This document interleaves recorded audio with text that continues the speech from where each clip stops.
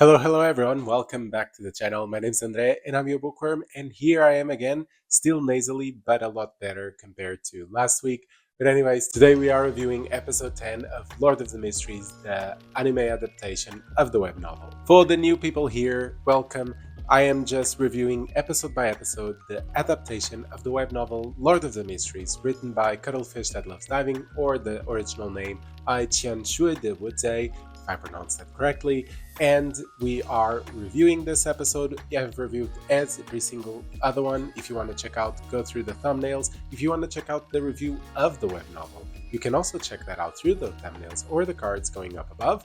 And let's get on with this. So we start off this episode with the aftermath of what happened in the previous episode, which was pretty big, and that was old Neil's death. Which means that we start the episode with the Nighthawks still quite sad and depressed, which, I mean, understandable. And in these scenes, two other things happen. One of them, we go with Klein to old Neil's old space workshop, whatever you want to call it. And while he is there, he receives a letter from Mr. Isaac that contains a whistle and just the news that Mr. Isaac is leaving Tingen because he feels like he needs to search more about his memories, and for that he cannot stay in Tingen because there's nothing more calling to him. So he's gonna explore outside of the city, and he leaves that whistle with Klein. The second thing that happens is Captain Dunn goes into that workshop and reminds Klein, or I mean tells him for the first time, because Captain Dunn, in true Captain Dunn fashion, forgot about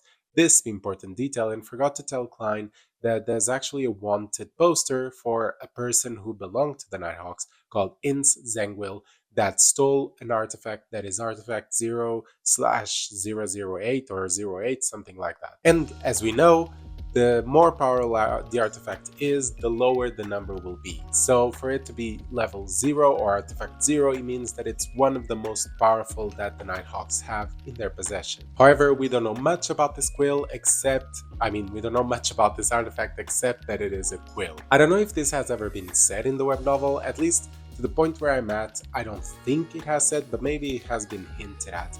But I do think that the number of these artifacts is the number that the Beyonder was at that sequence when that Beyonder died and created that artifact. So for example, an artifact number 8/something means that the person was a sequence 8 when they died and the remains created this artifact. If this theory is true, then you can imagine an artifact 0/something would mean a person who was a Beyonder of sequence 0, which is way powerful. So this means that this artifact is almost equivalent to have a godlike power. But anyways, for the readers of the web novel, you know perfectly well what this quill is, what it does, and why is it so important. After this, we also get one of the most iconic weapons in Klein's arsenal, which is his Tarot deck of cards, which is a Tarot deck of cards of 22 cards that have inlaid silver and metals around it so that Klein can throw and actually do some damage with them. After this, we go back to Klein's house where we have a very chill scene with the siblings, which is good,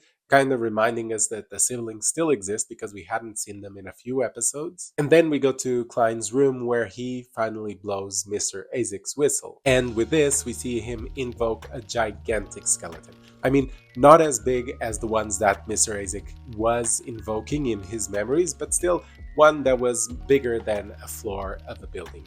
And just as Klein was just trying to understand what was happening, Miss Daly comes in, and just before she comes in, the skeleton kind of fragments and disappears so that Miss Daly does not suspect anything. But anyways, Miss Daly arrives to teach Klein a bit more about mysticism and about being able to enter people's psyches. And as we are having this lesson, we see Captain Dunn arriving just in true nightmare fashion because he finally understands that he needs to act like his potion, so he is trying to be a nightmare. But at the same time, he is telling Klein that he needs him. He is recruiting him for a mission where he actually needs to use powers that he just learned, put them into action, and try to get into someone's psyche. So we go to this asylum where one person that used to work there became mad, and through a bit of a questionnaire, they realize that that person was related to Levinus, and so they decide to try and get into his psyche. The animation was done a different way from what I expected. I was imagining it more like a notion itself, and Okay, that it was an ocean, but it had a lot of wreckage or a lot of different things, which I mean, it matches with the psyche that we were going into.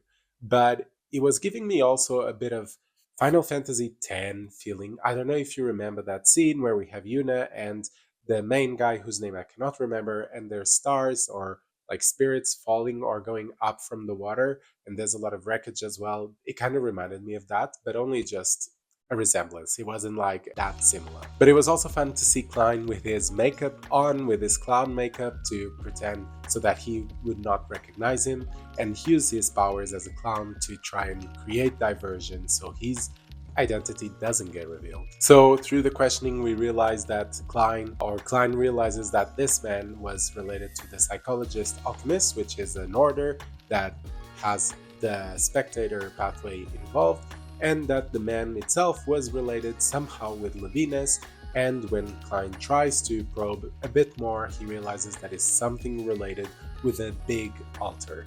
Now, us as viewers, we know what that altar means because we've seen that altar before when the woman that was with Levinas, the pregnant woman, is involved in that altar and they are trying to do some ritual that involves her. However, Klein has no clue about this, and as he triggers this response from the man, he also triggers this huge power that tries to attack him. And so we have this action fleeing escape scene where Klein's just trying to run away. We see the true creator form also somehow involved. So there's a lot of things happening in this quick scene. But of course, Klein escapes, Captain Dunn helps him and kills the madman. And after that, they basically Klein reports back to Captain Dunn, and Captain Dunn decides to revive Levinas's investigation. And after this, we see like some images of people reviving that Levinas case, but we jump into a completely unrelated scene, or what it seems to be unrelated, which is an argument between nobles. And we kind of get involved a bit in it, but with Klein's help, we realize that the death of one of the nobles is somehow related to beyond their powers. However, these beyond their powers are quite powerful because Klein could not divine that in the normal world. He needed to go to the fog realm to realize that. And he also realizes that this seemingly random case with the nobles might somehow also be related to the Levinas case. And that kind of ends our episode. Except we then have a huge post-credit scene that goes for quite a long time. I wasn't expecting it. We start off the post-credit scene seeing someone in this different city, very bloody, praying to their gods for salvation. And then we jump right into Klein, who is in the fog realm in one of the gatherings. And there's this bright red star blinking and calling his attention. Of course, we do get updates from Audrey and Alger about things that are happening. For example, Alger wants Audrey to help him locate Qian, who is one of the 7 admirals. He is very powerful and very dangerous. And I mean, if you've read the web novel, you know what this means. You know where we're going with this. So you can see that there are several things being set up for the future, not only for the future episodes of this season, but also for future seasons, which is good. They are setting a lot of different things that will pay off at their own time. But going back to that star, Klein sees that star blinking, and so he decides to bring that person into the gathering. And that's how we get introduced to the 4th person of the gathering, which is Derek Berg, who comes from the city of Silva. We don't get many details except he chooses his arcana, which is the sun, and that's how we end this episode for real. Now, what did I think about this episode? I mean, it wasn't one of the best episodes, but it definitely wasn't one of the worst. It did set up a lot of things, like I said, that will pay off not only in the next episodes, but also in the future seasons, which is good because we need these up and downs in terms of pacing and in terms of action so that we get time to breathe and then get enthusiastic about the next episode when something big comes up. Because if you've read the web novel, I do think that the next episode will have a really, really good action scene, and it will be packed with a lot of beyond their powers as well. And I mean, then we have Ince, Zangwill, and Kilangos, which are also being set up, and we know how those will pay off in the future if you read the web novel. If you haven't, then just believe me when I say that all these people that are being name dropped, they will become important, so pay a lot of attention.